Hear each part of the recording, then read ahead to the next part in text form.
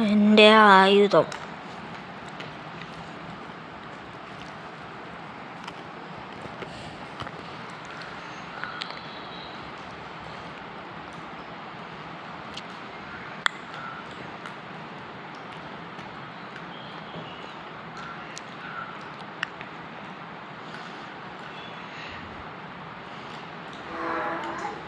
നാട്ടിൽ റിപ്പയർ ഇറങ്ങിയിട്ടുണ്ട്.